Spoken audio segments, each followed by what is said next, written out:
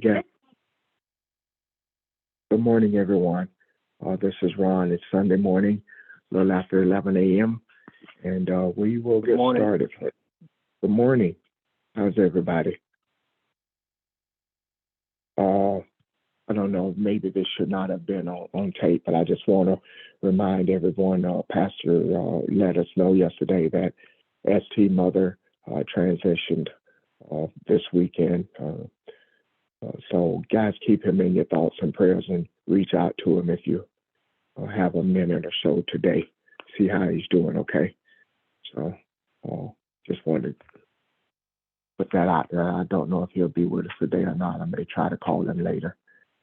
All right. We will start with thoughts and questions as we normally do. Yesterday was an interesting day. We kind of were fueled by questions. I think we started off with an observation of scientists looking at new discoveries of creatures in the earth that were unknown or haven't been identified yet, and even some animals that they thought were extinct, that are resurfacing in various parts of the earth. And we talked about that, and just that observation as something, maybe the earth replenishing itself, and seeing that both of those things as something positive. There was a question that came up that made us take a close look at who we are and how we celebrate holidays and the purpose of them and what motivates us, and seeing things from a different perspective, and kind of focusing our energy not so much on those holidays as they have been purposed or intended, but seeing things from a spiritual perspective and enjoying family and purposing the energy for stronger things as far as unity and bringing goodness in the earth and love and kindness and those sort of things. So we talked about that yesterday, and we sort of linked it to something that Pastor had talked about on Monday, sort of for lack of a better term, a vision that he had or something that he was came to him pertaining to who we are and the we being, particularly the people on the phone, but the Africans themselves, as pertaining to what the scriptures are and what our responsibilities are and who we are. And growing into that direction, seeing and expanding that and recognizing it and kind of walking in that direction as we transform into seeing the spiritual beings that we are. So we spoke about some of that yesterday, and I, as always, I forget stuff. But in that, one of the things that was said that I wrote down that I thought was not new, but something that I may have heard from in a different perspective, is knowing who you are and embracing that origin. So that origin being the African, and that even goes back to the importance of seeing and knowing who we are beyond slavery, because our origin did not begin there. So, and in that regard, we talked about the nation being born on the ocean and what that meant. And so we talked about several things yesterday, but are there any thoughts and questions, not just pertaining to that, but anything else that may have been brought to your attention?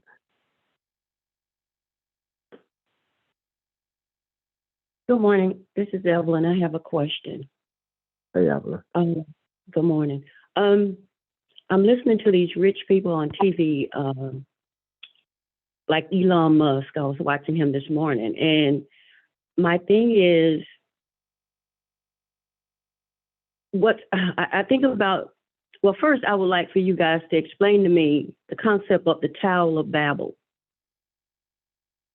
And the reason why I say that is because rich people, they get bored with doing things, I think, sometimes, and they start creating different things. And I just want to know how the Tower of Babel relates to what we're dealing with now. Does that make sense?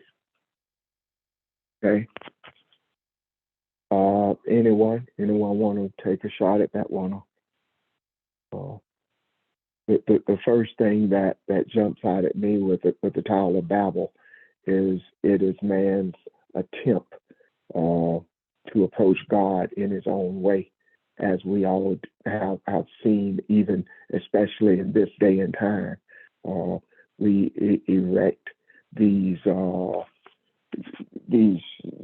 statues, and they don't always have to be physical statues, but I think the religions that we follow today are towers of Babel. We attempt to, we know that there is a God. We know that there is something that's higher, that's above us or in us, and we attempt to shape and form it in our own way, and to make it serve us rather than serving it. And that was the attempt there, and it still is the attempt in man to do so. So, anyone else sees anything else in that can help bring light to this?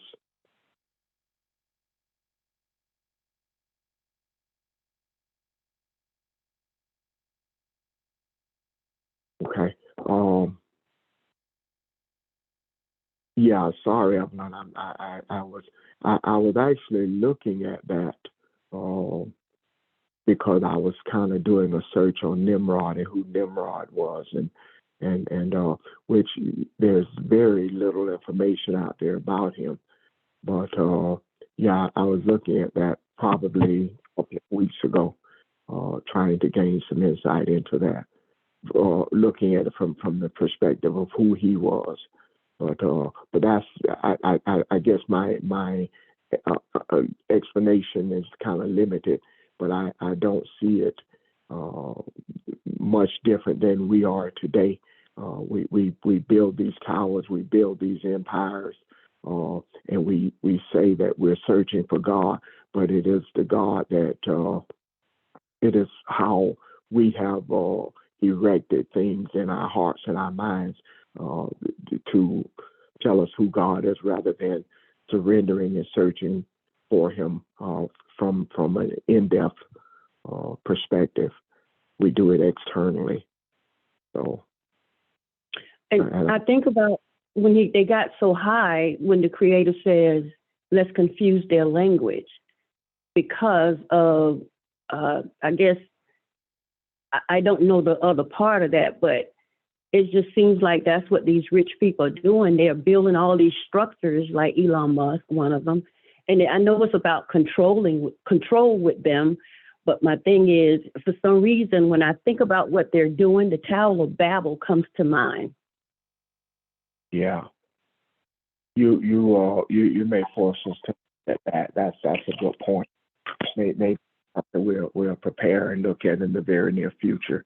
And I'm sorry I don't have more insight on it. Are there any of the other teachers or anyone else on the line that may have some insight into what you see in the Tower of Babel, those scriptures? Ron, Yep. This is Barbara. Additionally, these were people who were arrogant and they wanted, they thought they had lots of power as well, and so in that arrogance and in that power, they sought to connect with God in their own way. So it was from a selfish aspect and from a material mindset, not from a spiritual mindset in a sense. So the tower represents that materiality of man's mind, to try to cross into a spiritual realm with a physical entity in a sense, and it just didn't happen. It just didn't work. So that's some additional information that I see. Okay. Okay. Thank Yeah. you. That makes sense. And by that explanation, things are no different today.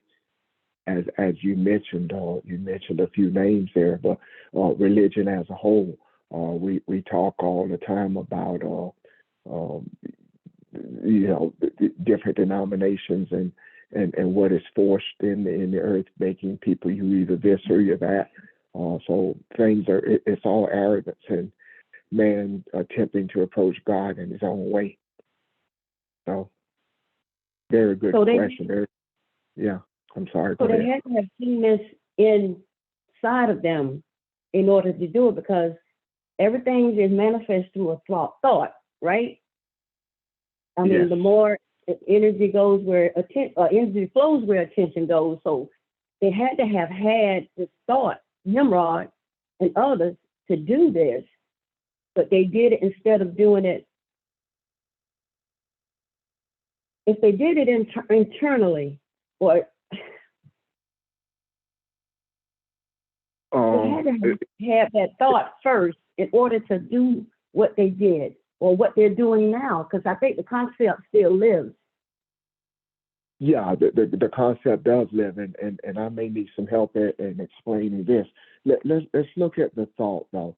The thought isn't, because if you leave it like that, it sounds like something that was spiritual, something that came to them. If I may go back, I'm thinking about some other things that I studied years ago where we talk about breathing and meditation and different levels of breath, and Neshama and Nephesh comes to mind. And I think Nephesh is that one of the first, and I may have these backwards, and I apologize for that. It's that shadow breathing that you have at your animalistic nature. So that is the one that that part of you that gets angry real fast and wants to retaliate or being vengeful. It is that part of you that it is lustful and wants a man to want every woman that he sees, or in the a point of Jacob and Esau. Esau says, "I'm about to die. You got to feed me." That is not deep breathing. That is shallow breathing. That is you when man can't get past his physical self. He can't get past his fleshly self, so he doesn't reach the point of seeing the internal intuitive things. So when we talk about thoughts, that's the kind of man we talk about, that shadowness, that part of him that never reaches his spiritual self, his soulful self. And that is when you talk about thoughts, and how long have we talked about quieting the voices, internal voices, those egos and those mindful things that pull us in different directions, that are usually about pleasure, even in our approach to God or our anger. Being vengeful is a pleasurable thing because it brings you pleasure to hurt someone who has hurt you, if that's where you are in your thinking. So I just wanted to say that when you say mind, they had to think of those were thoughts, but those were not meditative thoughts that we think about when we talk about meditating. Does that make sense, or can somebody explain it from a deeper, a better place? And Ron, I think. Kathy. Oh, go ahead. I'm sorry. I yield. Go ahead, Kathy. Okay, thank you, everyone. I was just going to say, based on everything that you said, too, and listening to the conversation, if we remember that money is the god of this world, what I see them connecting to are the thoughts and yielding to the god of this world. I don't see it as anything where they are trying to find their spiritual self and become gods on the journey. As we are understanding who we are, they are letting the wealth, the money, and the power that comes with having all of that money make them into the gods of this world, that they see themselves as God, and therefore they can walk in and fire everybody. They can do all of these different things because of their power. So I don't see it as them having an eternal journey like we're on, looking for self and understanding that I am the I am. I see that as them in their own way becoming their own God. That has nothing to do with I am Elohim, has nothing to do with being understanding who they are spiritually, but it's all from an external place of looking at who they are and letting that money become their power. And that power tells them they have the ability to do anything they choose to do. And they are not on a spiritual journey looking internally to see who they are. I just wanted to add that. Thank you. No, thank you. That's it exactly. That's the piece I was talking about. Because when we look at this, it's the journey we're on. I think is something very unique in the earth. It's as simple as it may sound to the intuitive side of you, and to search from your soul. It is not something that everyone is being taught to do or motivated to do. It probably is a better way of saying it. But anyone else? Yes, sir. I think you hit the nail on the head. Those who are living from their soul, no matter how minor it is, are searching for a change, most of which are searching for a spiritual change. They just don't know what it looks like. Those who feel like they can do anything they want because they are the God of this world, meaning their money and them worshiping it, are not using any part of their soul at all. They're processing everything through their mind.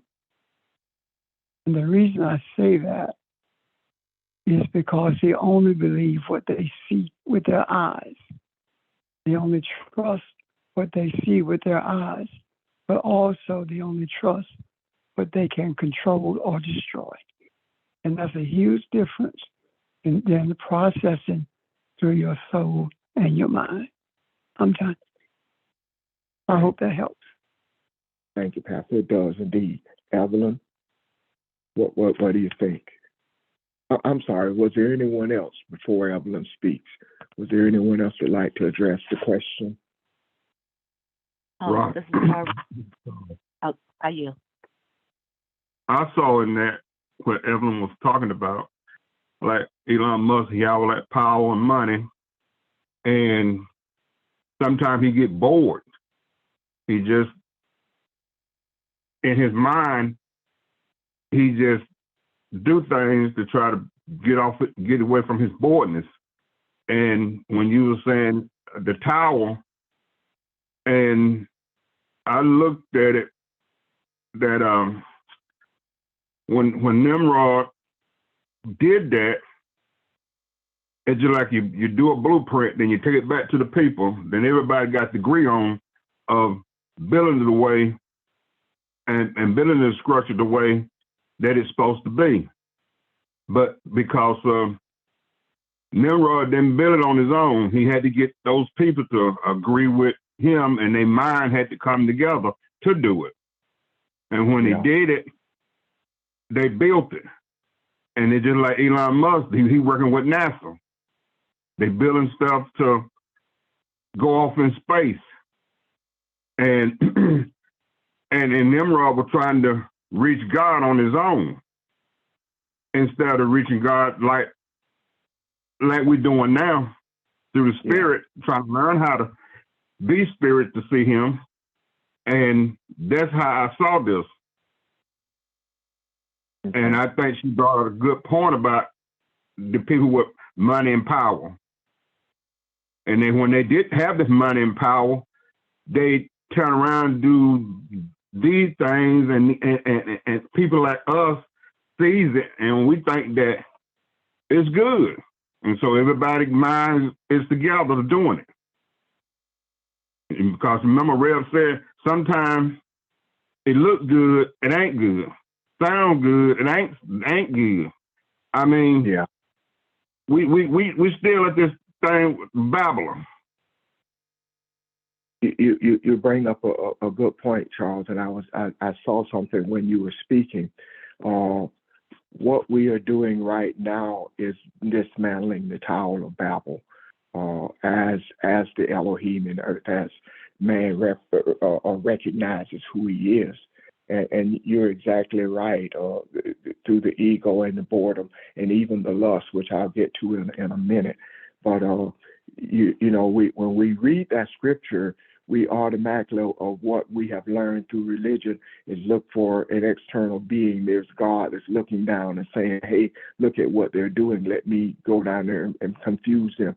But we are the ones in the land who are bringing truth and kind of disrupting what religion, the towels and the structures and those false principles that have been erected in the earth. Where that's what we're in the midst of doing right now. So I agree with you. The boredom part of it is. I often think of the word lust comes to mind. That is a very powerful word to me. We lust after things and for things and even for people. And the thing that we need to remember about it is something that can't be satisfied. It is something that you go from, you capture this thing that you think you wanted, and then it needs to be elevated. It needs to be something else. It needs to be more. And if you look from things or see things externally or mindfully, that's all you're going to get. You will never reach a point where it's satisfied. So you want more money, you want more power, you want more status. You have to keep feeding this thing because it can't be satisfied. So, but still, I think Miss Barbara had a thought on this, and we'll see who else has a thought. Thank you, Ron. As a matter of fact, I want to speak to what Evelyn said about the thought. She said all of this had to come from a thought somewhere. And it comes from the source of who we are. The source of who we all are is spirit. It's just what we take and do with that thought.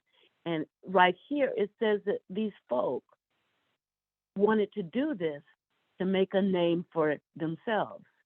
And so they took that thought and made it a selfish kind of thing.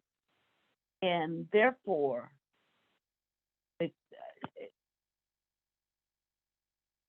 when they talked about being scattered over the face of the earth, they didn't want to be scattered over the face of the earth. They wanted to stay together, and it's like even the Garden of Eden, where God said, these folk have to leave because now they are of one mind, in a sense, Adam and Eve, and if I leave them here, they'll eat from the tree of knowledge.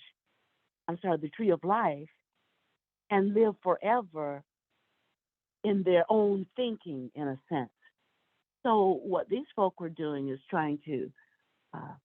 The thought came from a legitimate place, spirit, but they purposed it for a selfish reason. Thank you. Thank you. I like that. Good morning, everyone. And what I've heard,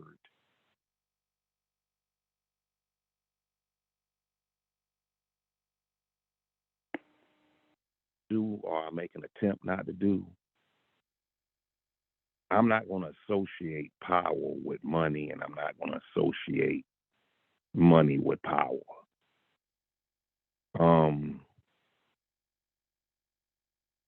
Because one can exist without the other.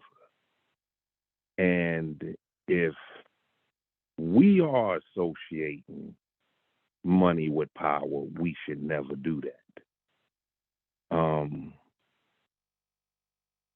I'm a powerful person. When I walk into a room, any setting, I'm either going to make people feel comfortable or I'm going to make them feel uncomfortable. I can do that with money and without money. So there's a certain degree of power that comes in your aura or your excellence or your essence, or some people call it macking.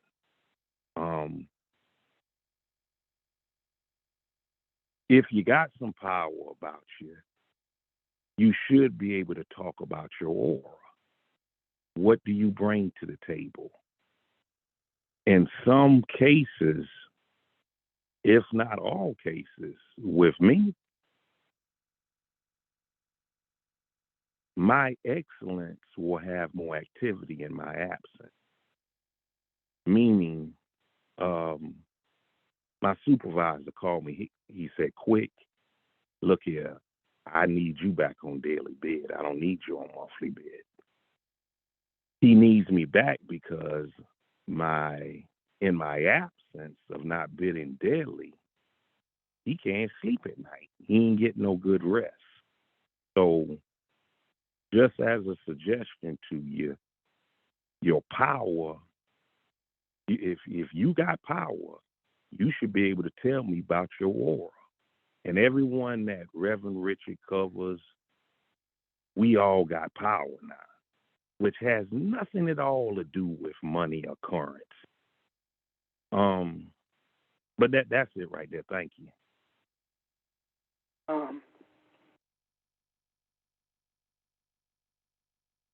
Let me say what I was about to say in the beginning. Then I'll offer some, see if I understand really what George is saying. I think one of the things that is prominent in this discussion about Nimrod is his origin. Nimrod was the son of Cush, and his name means to be valiant or to be rebellious. I can see a connection between the essence of Nimrod and our having to be brought because of the rebellious nature of not spreading into all areas of the earth spiritual understanding. I think that we neglected teaching spirituality when we came in contact with Europe. But everywhere else we went, we taught it. I don't know whether it wasn't taught because it was not accepted or it wasn't taught because they didn't feel it. I don't know why. But I do think that there is a real connection between now, when I say now, I'm talking about our existence now from the transatlantic trade, slave trade, and Nimrod, and the language is being changed. The lines of communication different. They cannot communicate and understand each other as was those who were there prior to the desire to take spiritual things into his own hands and not only corrupt it, but present it in the way that he saw fit as opposed to the way it should have been. That makes sense before I go to the other? Ron? Yes. I'm sorry, I interrupted someone else. Go ahead. It was me. Go ahead. No, I was just saying it makes. I was just agreeing with you. That's all. Oh, okay. Anyone else?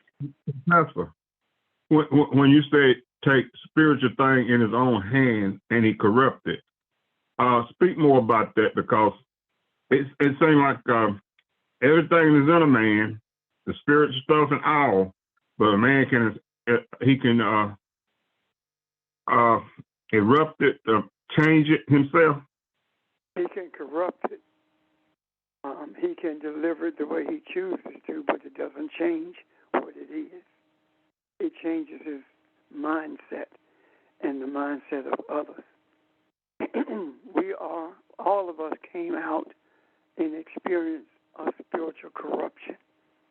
The way that the scriptures have been presented to us is spiritual corruption.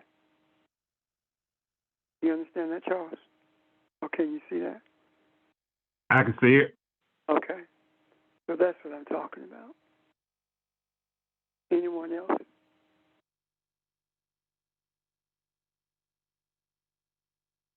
No questions, no comments? Okay. George, you when you presented what you said, part of it was spot on in terms of you can have power without money, and you can have money without power. That's true. The ones who pull the levers of power and the distribution of wealth are the ones who have the power. And an example of that is this. I remember when James Brown made statements in reference to what was going on back in the day during the period of what's called the Civil Rights Movement. And overnight, he lost all his radio stations, and he was in tax trouble because the governmental powers did not agree with what he was saying. So it matters not how much money you have if you are a person of color, or they can break you overnight if they choose to. That's the way the system is rigged. And the idea of you speaking the way you did about you walking into a room, this idea of power and money that's under discussion now is not referencing individuals. It's talking about money and power as it is manipulated by nation states, by political people / super rich people. Example, Kevin McCarthy is not a wealthy man as is McConnell or the guy Bezos. He used power only because they allow him to. McConnell used power because he's allowed to by those who finance them. So what I'm saying in essence is this. Because money is worshipped in this society, it controls this society by virtue of those who are at the higher echelons of wealth. And that is shown with Donald Trump. If this were not Donald Trump, or if Donald Trump was a man of meager means, he would have been in jail so long we would have forgotten he existed. But because he has money and is backed by real billionaires, hands off of him. And that is the reason he has not been arrested. Chelsea was arrested for actually seen in documents proving that America was creating atrocities in Iraq. And Chelsea went to jail. Donald Trump harbored hundreds of sensitive documents, and he still walks free. So this is not about individuals. This is about how the powers that be treat you. And that is the reason we are meeting 3 days a week because the Creator has mandated that we are obligated to unravel this ball of corruption, this ball of confusion, and in doing so, bring order and justice to the global community, bring righteousness into this society, so that it's no longer controlled by the energy of money and money that makes people powerful. Jeff Bezos, when he started Amazon, was just an upstart entrepreneur. The more money he got, the more influence he bought. And that's where the power comes from. I'm done. Questions or comments? But George, is that pretty much what you were saying? In part, anyway. That's spot on, Reverend Richard. When sometimes it's just that we just get a false reading out here of who's powerful. I think we're talking about two different kinds of power. There is the power of the politics. That's what we're discussing when we talk about monetary power. Then there is spiritual power. Spiritual power cannot be bought, neither can it be stopped, neither can it be defeated.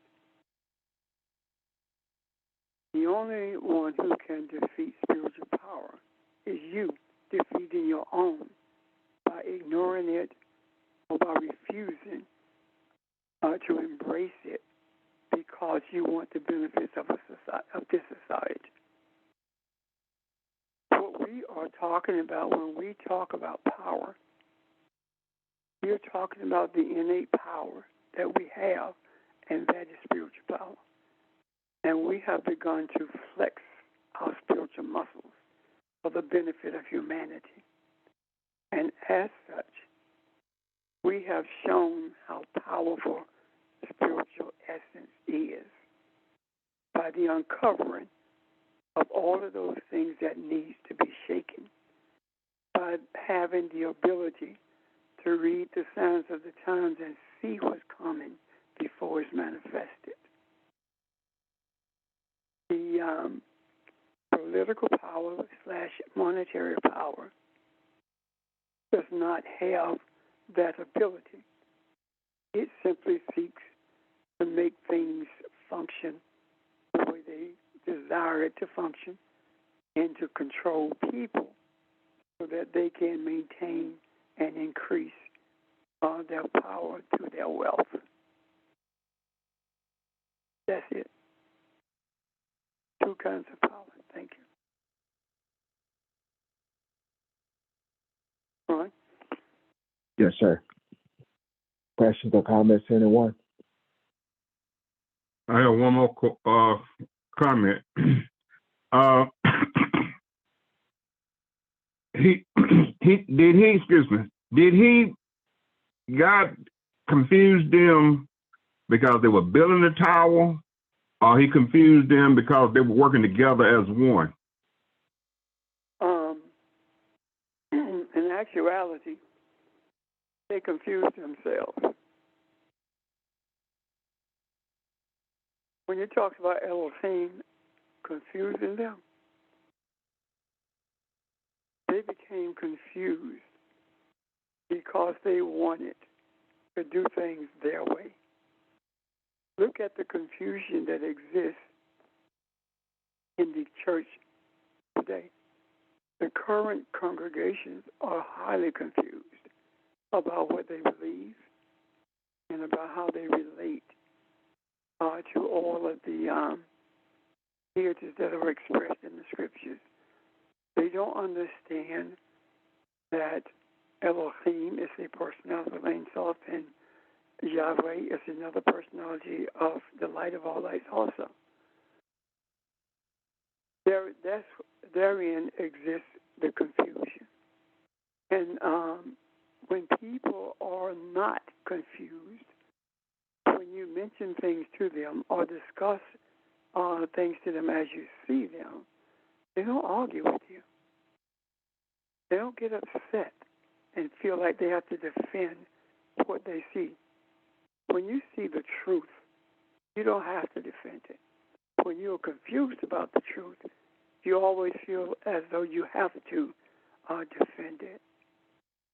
And that's where we are now, confusing ourselves with the same ability to bring order to that confusion. So it is my contention that the confusion was internal. They veered from the journey that Elohim had them on to see who they were. And they got a glimpse of it, and they started establishing things in their order as opposed to the spiritual order. That is no different than people who get a glimpse of who they are created to be, and they create religions, they organize religions with that being their foundation, where they have only gotten a glimpse and have not seen but the whole picture.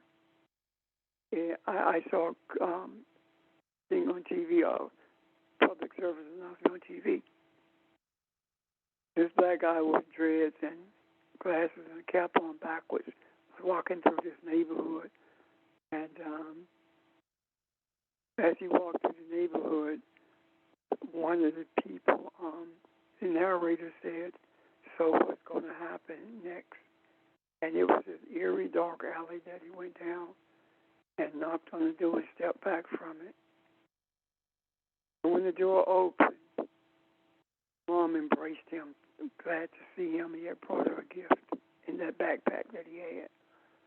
However, if it had frozen prior to the door opening, thought would have been what? That he's come here to rob somebody, or he's come here to harm someone. Because that's the perception that has been given about us, and especially males. So that's the difference in seeing the whole picture, or getting a glimpse of something, and not knowing what the picture looks like, just a glimpse. And that's where we are, or that's where we were, rather, before we engaged this journey with the dedication to see it through, no matter where it led us, and no matter what we had to purge ourselves of. We were determined and are determined that this is our journey, and we will not turn back, because there is nothing to go back to. Does that help you, sir? Yes, sir, it helped me. Now, talk about Paul when he said, when man will come together, they can do anything they want to. You understand what I'm saying? I think I do. When man is on the same page, there is nothing that is foreign to him. So what happened? The communications broke down because they would have been successful in approaching enlightenment based upon what they wanted. And as I think Barbara said earlier, she mentioned the garden experience, and that is no different than the flaming sword placed at the entrance of the garden of the understanding of life and light, because man would become evil forever. And at this juncture, it was the same principle involved. Give man access to the power of light with a corrupt attitude, and man will remain corrupt without opportunity to change. Therefore, the enlightenment is not offered to anyone who has not been initiated into this journey. And the initiation is not by an outside source. The initiation is from within. And our initiation came during those periods where we spent untold amounts of money buying books, trying to understand, when we sat around tables doing research, when we stayed up all night doing research and making notes and coming together to share it. That internal dedication, that internal determination is what yields our desires. Desire without determination and consistency is of no value. So that is the difference between what happened with the Tower of Babel and where we are now. Thank you. And thank you. Charles, you okay? Yes, I'm fine. I got it. All right. Is anyone else?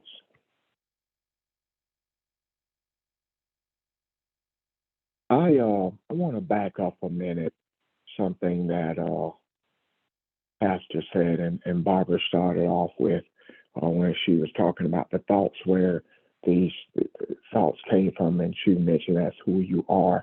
I want to talk about that because it's actually what we've been talking about the last few weeks, and I want to kind of connect that, if you will, how powerful that is. I want to read something to you, then we'll talk about it for just a second.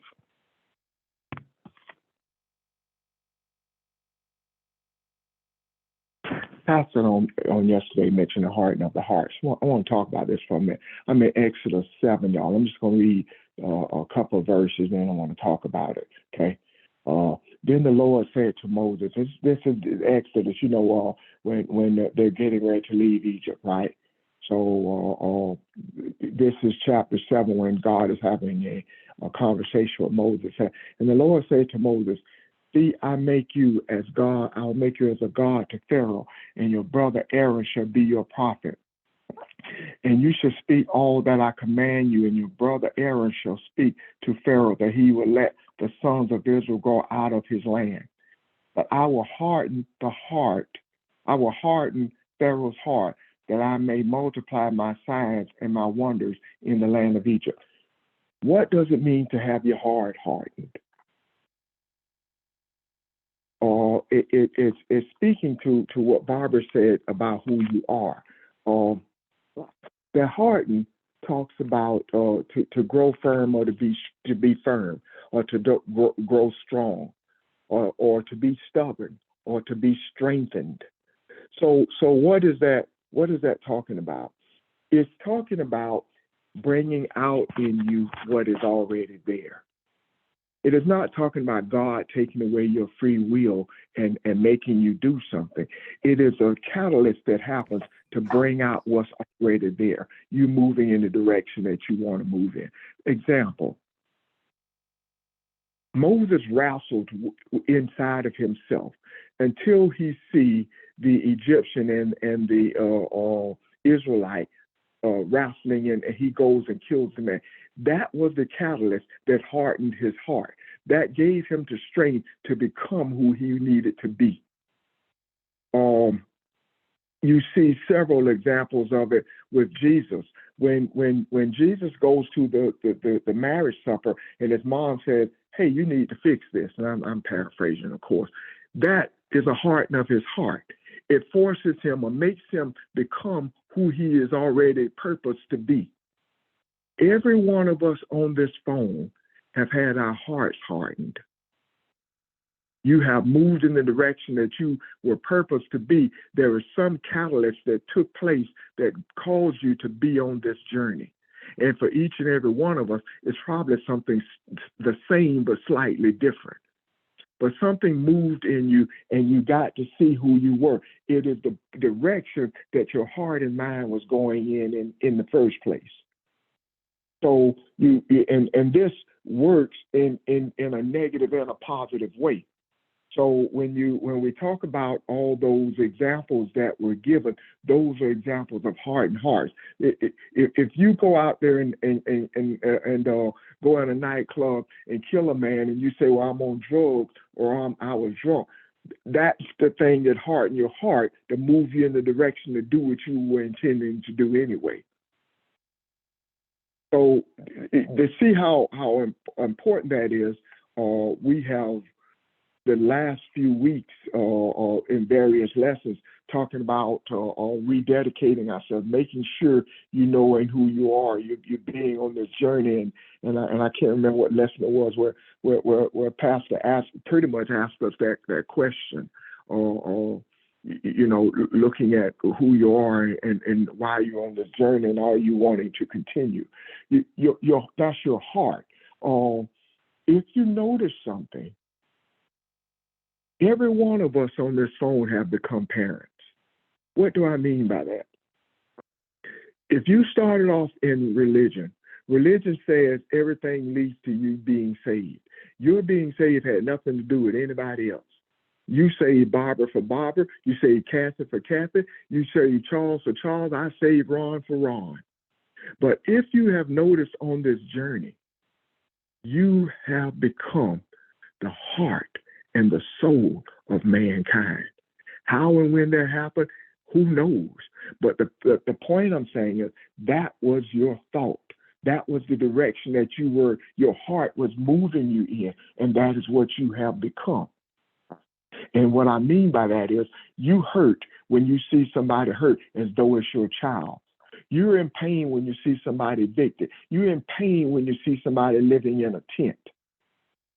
Oh, we have moved in the direction of our thoughts. We have moved in the direction of who we were intended to be, and we continue to flow in that direction because our thoughts are continuously growing and multiplying, and we're seeing who we are, and that enlightenment is changing our thoughts in that direction. So I just wanted to point that out because that was a very powerful statement. It shows you who you are. Your actions show you who you are. So when we look at that, I just want to kind of tie that together with where we are today. Any thoughts or questions? I hope that makes sense. I have a question. Everybody, but no have question. I'm sorry. Go ahead. I'm joking. Yes. How does that fit the heart of Pharaoh? How does that relate to us? Because Pharaoh's heart was hardened, and he refused to allow the Hebrews to leave bondage. So the hardening of the heart, as I have always seen it, was Pharaoh's heart was hardened in order to put the Hebrews, especially Moses, in a position where they had to rely on their spiritual essence in order to be delivered. And the hardening of the heart, I see the heart being hardened with Pharaoh as the stony heart that the Scripture speaks of, being times when men will not hear the Creator when they are guided in a particular direction. You understand my question?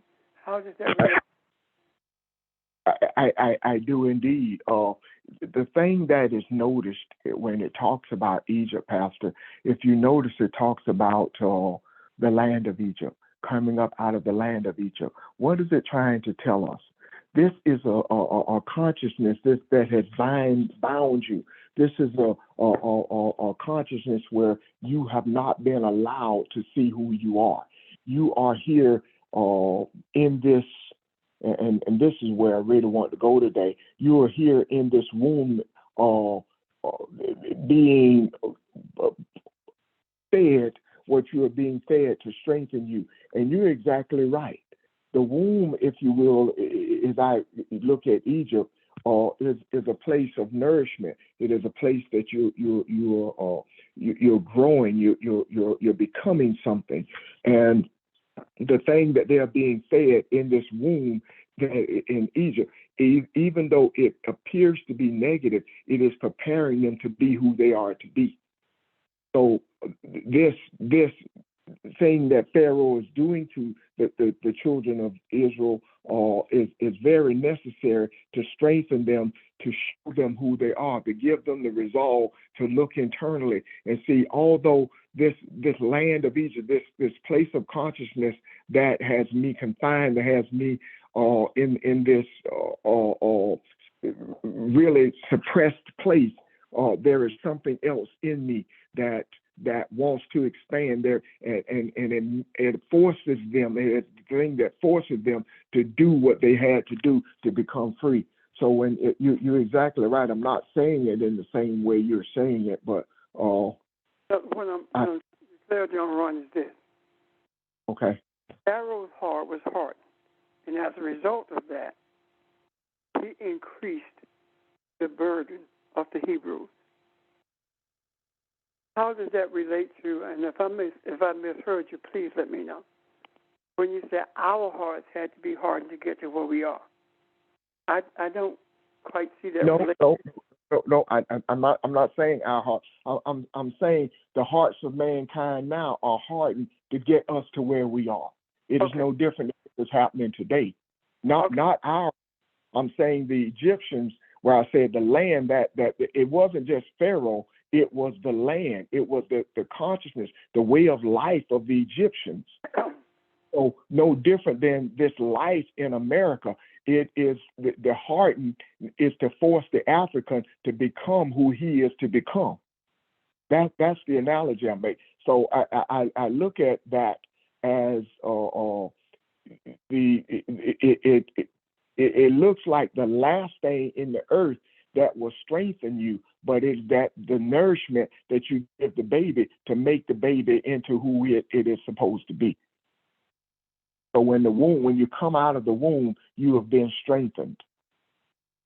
Okay, I can see that now. Yeah, I hope that makes sense. And I think it helps. Is anybody? I don't want to confuse anybody, but I'm just equating what took place in Egypt as to what took place in America. Because when we talk about the birth on a nation, there was a birth that came out of the belly of that ship. All that hardship, all these things that have been done to the African is to mold him into who he is. It is not to make him assimilate like some of the Egyptians tried to do. They say, let us go back to Egypt. At least we were satisfied with the garlics and the leeks. But and we even see that today. But if we look at that and allow it to push us to see further into who we are, rather than taking on the nature of the beast, but to take on the nature that is in you, that is tugging at you. And that's what when Barbara said the thoughts, you embrace them. That can go either way. You can take it to the negative side and become that thing that has captured you, or you can grow and become freedom for mankind. I see that, Ron. I see what you're saying. And I saw both sides of the birth, what you was talking about. So I hope that made sense. So the hardening of the hearts is very, very necessary. It was necessary in the case of Pharaoh, and it is even necessary today. All the things that we talk about, that bring about feelings and emotions that we don't desire to have, but we are pushing past it now and not letting it bother us on that level as much as we used to. And we're seeing it now as a catalyst that pushes us forward. Right, Ron. Yes, sir. So what's being said is this. When we talk about how much different things are. Not different, I'm sorry. When we talk about how difficult things are, nothing seems to have changed. That is when we are not understanding that the heart of America has been hardened in order for us to persevere on this journey to deliver mankind from the bondage of this influence, this societal influence. Is that it?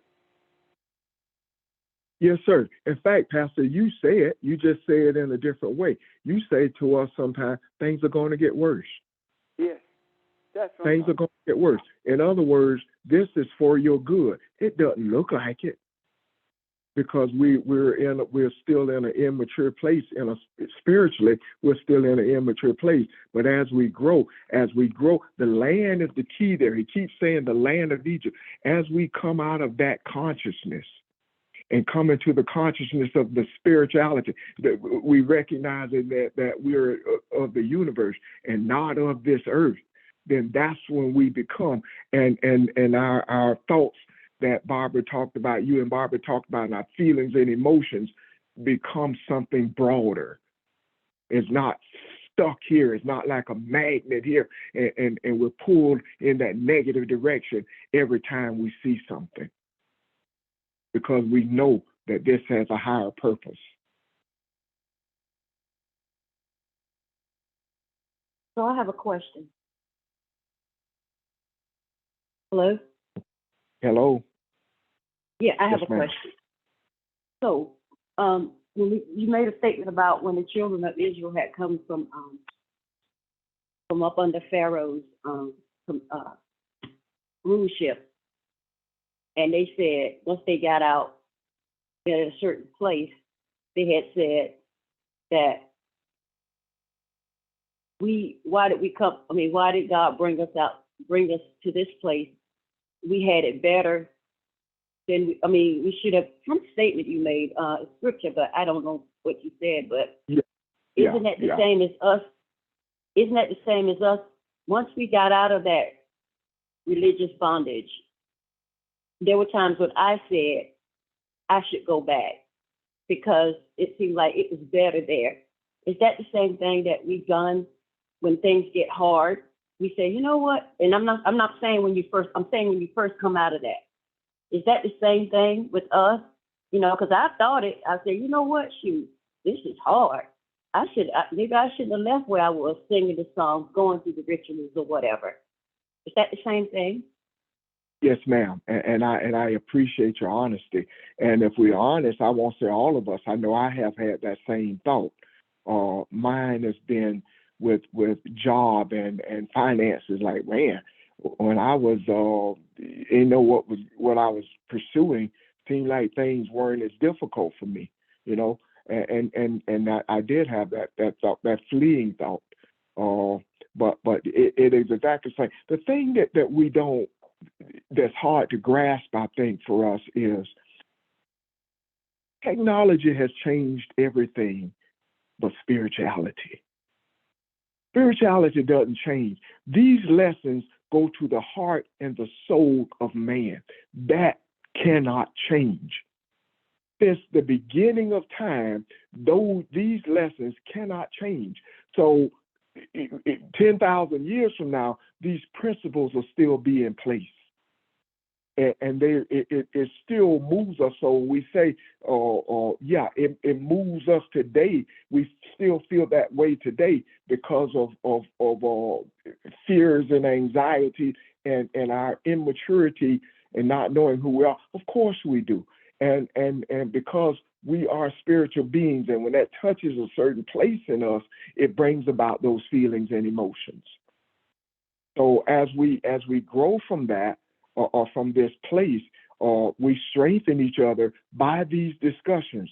We strengthen each other by the question that was asked yesterday about holidays.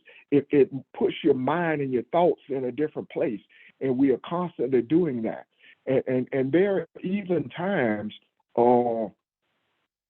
we've all noticed, we say this all the time, we may revisit something several times, but we revisit it from a different place in Scripture. Why is that? Because somebody didn't hear it.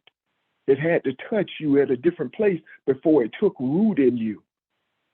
So we go through these lessons over and over, and that is for each and every one of us, because something is gained every time we have this. So yes, I agree with you wholeheartedly. It is the same. We've all put our look back at what we've come from and wondered what if.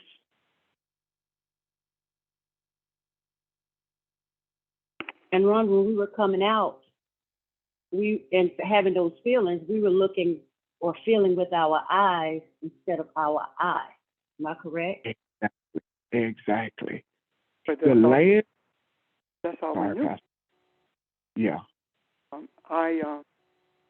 I'll tell you right now that I experienced anxieties about it from the beginning because of what I had experienced from the inside, and because of being constantly reminded of the leadership potential that I had within the confines of religion itself.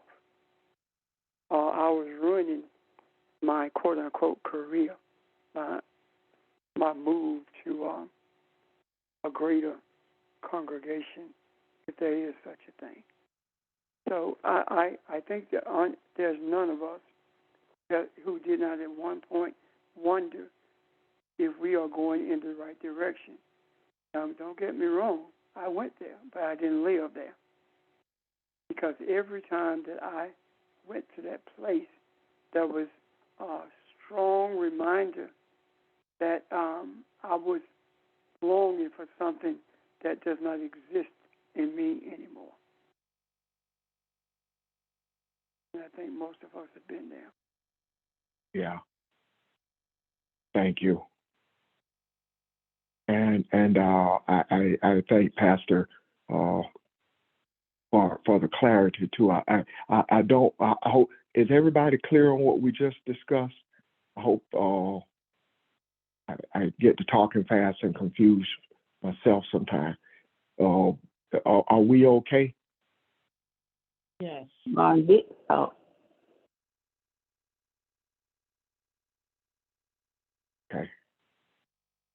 I had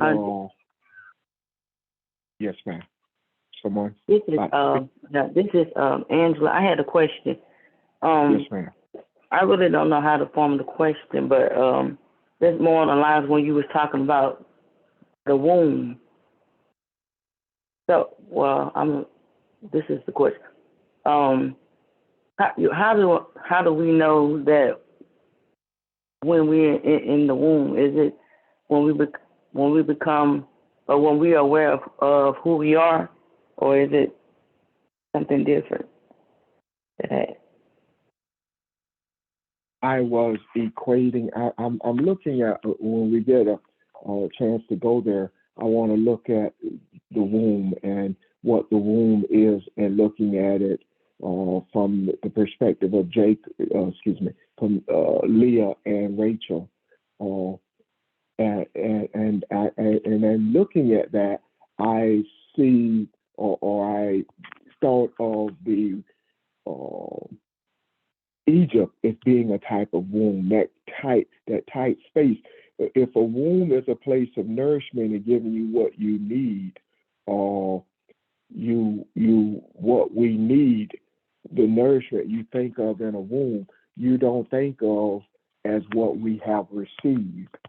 So when I say that, the thing that the African needed to recognize that he is the African and to be the betterment for mankind, the nourishment he needed was hardship.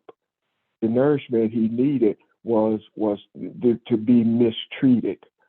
And it is the thing that strengthens him or is strengthening him so that he can become what he is to become. The thing about coming out of the womb, though, you are birthed, and the birth is a ripening of sort, but it is not a full preparation. A baby coming out of the womb bonds with the mother. The ripeness is that bonding. It is the balance of the baby and the mother give each other what is needed. And love and harmony and peace is in the land because of that union. So just the coming out of the womb. So when you look at that, when the African is birthed, when the African comes out of the womb, what we are coupled with, the thing that we have been pursuing, and it is the importance of us when we see that when we talk about a boom, being father, mother. And I said to you earlier, if you notice, we have become parents. We have become parents. It is that birthing, and that is becoming parents. That becoming parent with Elohim, with a boom. Excuse me. When you recognize that, it is that coupling that brings balance to the land. So I see us, Angela, and I'm probably not answering your question, but while we're in this cramped space, while we're in this place trying to find our peace and find out who we are and growing, that is a part of being in the womb.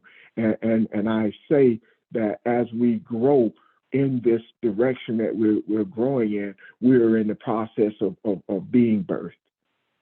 How and when that happens, I don't know.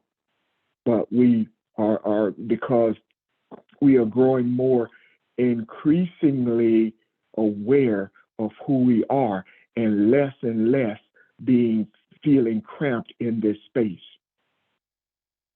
Does that make sense? So when we talk about the things in earth, I was reading the other day about the young man who died, I think in July, and it just came to surface in October or whatever.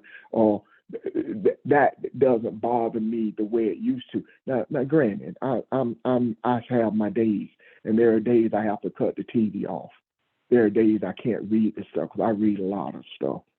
But there are also days when I recognize that I'm being, I won't say not, it's definitely not being desensitized. I'm still sensitive to it, but I don't react to it the same way. So I kind of sort of answered your question, but probably not. But if somebody can help me, I'd appreciate it. You did. You helped me understand it a little better. Yeah. I think that we have interludes with the womb. We are birthed into something, a deeper understanding or more enlightenment as we continue to travel. As to knowing when you're there and when you're not, that is very difficult to know.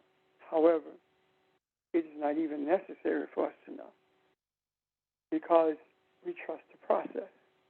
We trust the one or the entity who's leading us on this journey.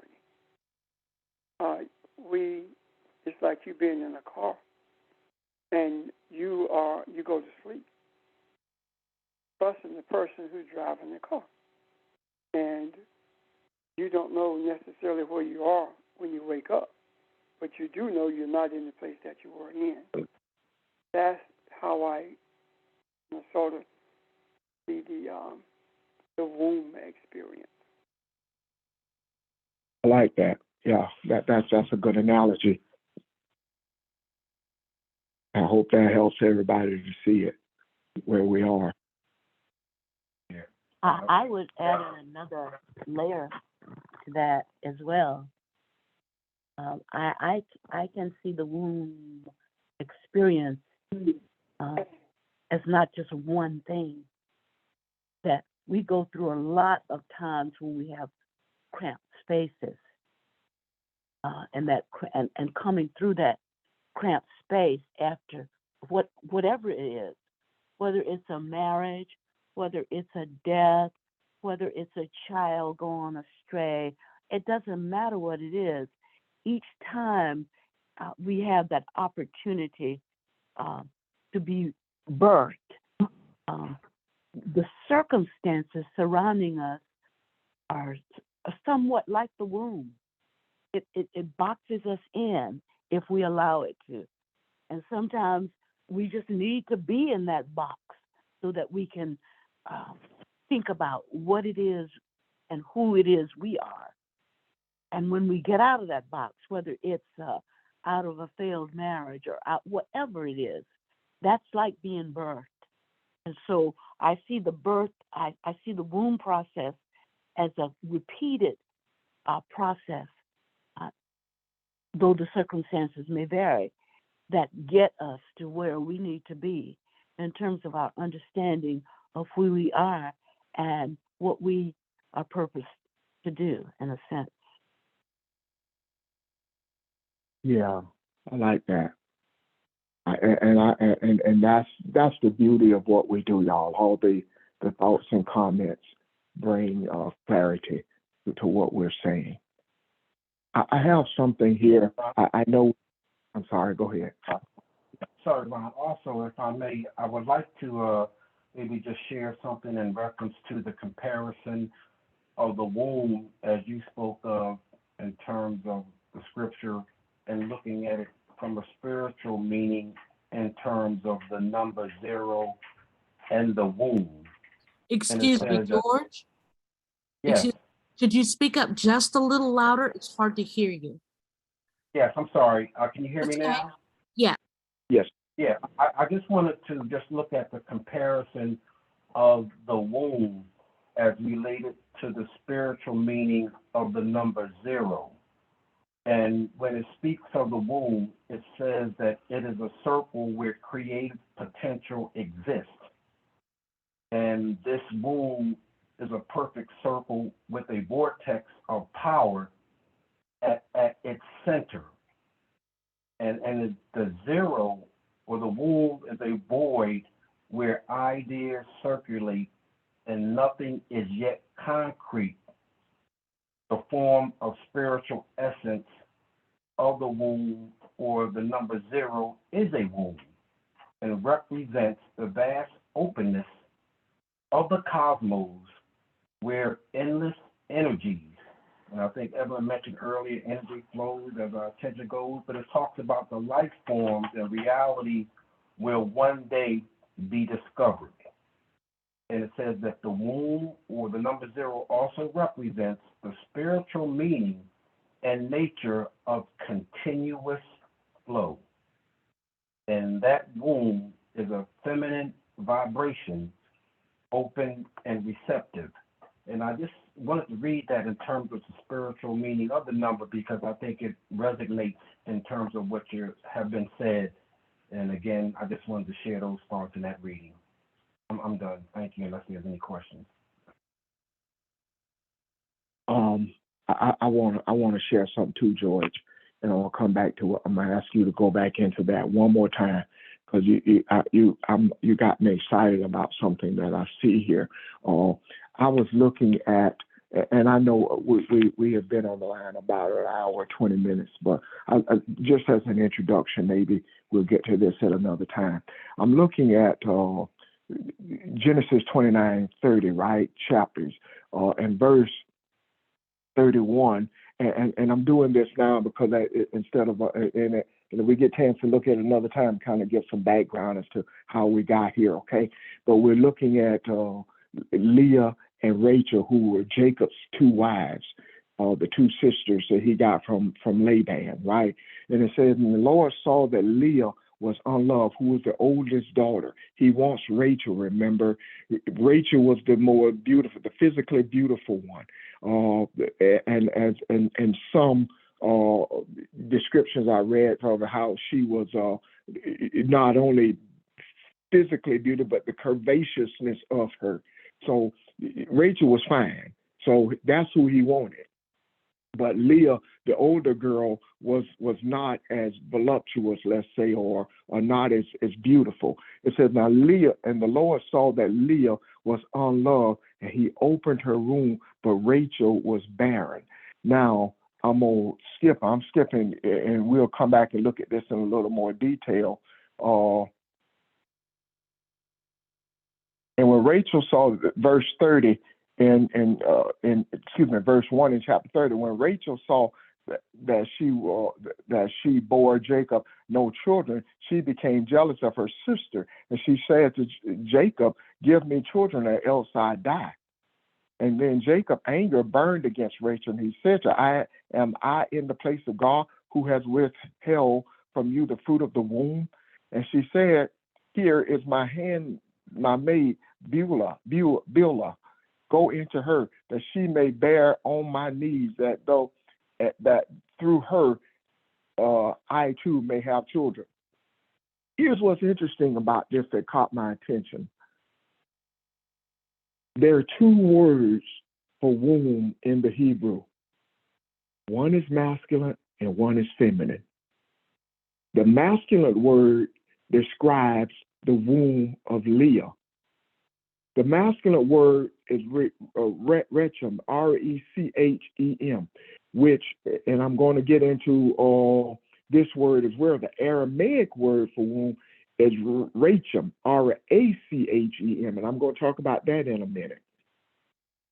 But the masculine word talks about to love, to have compassion, to have mercy. It is the same root as compassion. It means always being involved with another. You are constantly giving and receiving. So the womb that talks about Rachel is Betem, B-E-T-E-N. It is a feminine noun. It means the belly. It means the body. It means the womb. It means the inward part of you. It means to hollow out and to create space. So that goes in line to what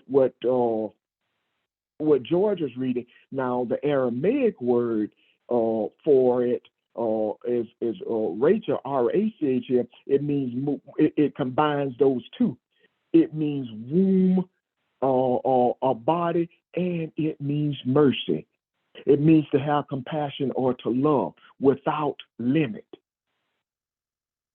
So this thing, what caught my attention here, these seem to be, in the practical side, two different women. In the spiritual side, what this says to me is it takes masculinity and feminine energy to create life. To create life. Now, when you look at these attributes that they talks about for masculinity, it sounds feminine. To have mercy, to have compassion, to love limitlessly. So when you pull these things together, that's what kind of got me excited in looking at the womb. So when George read, it just fits so perfectly. One of the readers I read compared to it says that the womb is a type of matrix. It is something that you put something in that you want to transform. It transforms whatever you put in it. It develops it and gives it form. And again, when it comes out, when it becomes ripened, is when it is ready for use. And what is it ready for use? It brings about love. It brings about balance. It brings about compassion.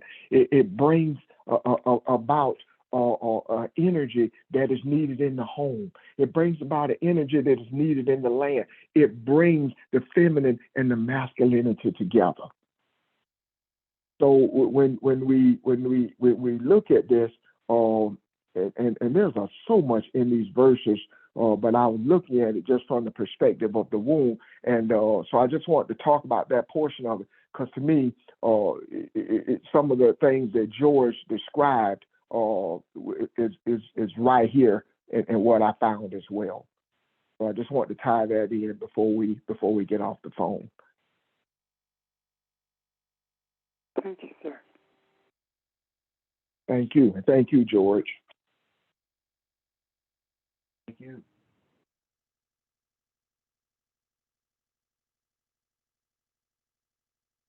Anyone else? I hope won't anybody leave with a question or a comment but if so, please write them down. But any questions, y'all, comments?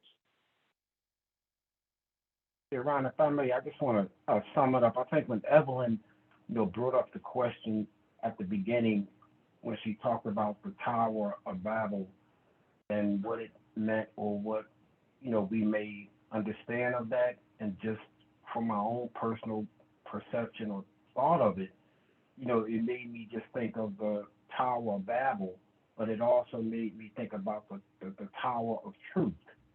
And I believe that that's what our desire is to not only seek the truth, but to know the truth, but to be able to share that love with each other, that, we're able to walk in the light.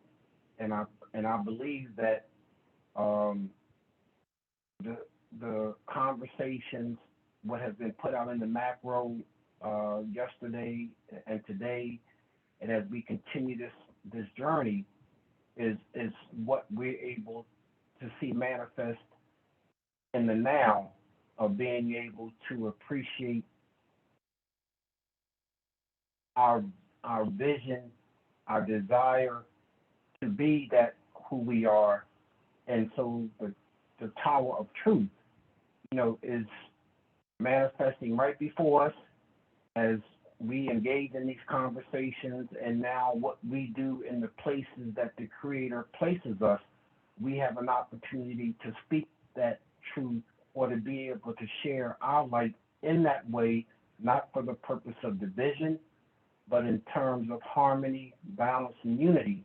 And I think that when Barbara shared her experience with some of you yesterday in terms of how do we see the seasons impacting on us, I believe that it's now manifesting because we're speaking it, the truth, or we're speaking our existence, where people cannot see it from the theology of doctrine that, was written for the purpose of confusion, but to bringing enlightenment to it in terms of the truth. So hopefully that resonates to a certain extent, but I truly appreciate, what we discussed as always. I'm done. Thank you. Thank you, George. Yeah, that makes a lot of sense. The funny thing, you reminded me of something Pastor said. He used the analogy of riding in a car, and you wake up not knowing where you are, but you trust that you're, because of the driver who's with you, you have a trust there. So it's not a wake up in a panicky state. And I feel like that's where we are as we study this. We are the one who are awakening and trusting who and where we are. The funny thing is, we have learned through our backgrounds, we have a vision of what heaven and hell and all this stuff's supposed to look like, and none of it is taking shape the way we expected it to from that perspective. So I agree with it, except I kind of just sometimes don't know what to expect and don't expect anything not like that, at least not in a visual sense. You just recognize one day that, hey, we're at the Tower of Truth. We're at love. We're at peace. We're at harmony. How and when we got there, I don't think that can even be measured anymore. So yeah, I agree with you. It is a beautiful thing to see and to experience. Before you get off, I want to say a couple of things, okay? Okay. Are you finished? Yes, sir. Number one, I want to make us aware again that ST's mom transitioned yesterday, or day before yesterday, and I would appreciate it if those of you who can get in contact with him to offer your condolences, do that. But he knows that he has the strength and energy from all of us.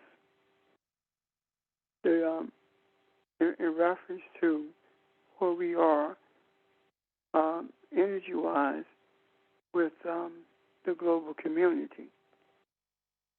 You're aware of the upheaval in Iran as a result of this lady being killed because she didn't have her scarf on, right? But are you aware of the continued upheaval in China that started with a company that supplies Apple, promising wages that they did not give, and it has grown into disdain for the leadership, for President Xi. They are protesting not just the Apple providers connection, but the whole governmental structure. So what I'm saying to you is, even though all these events appear to be separate, they are not. The upheaval in Iran, serendipitous. The upheaval in China, serendipitous. Also look at the upheaval in Europe with Russia and the Ukraine.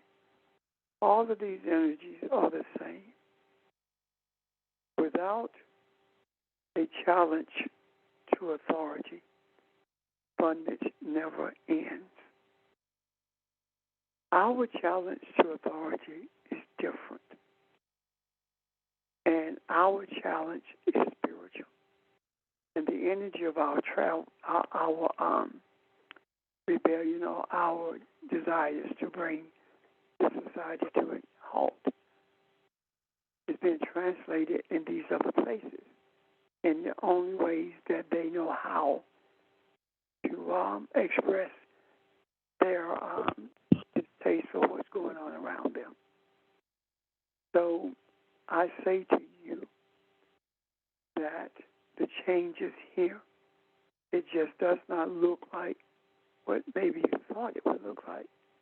But read the signs of the times, and you will see that not only is the earth in an upheaval of change, it is also in a place of discovery, of new life forms, discovery of self.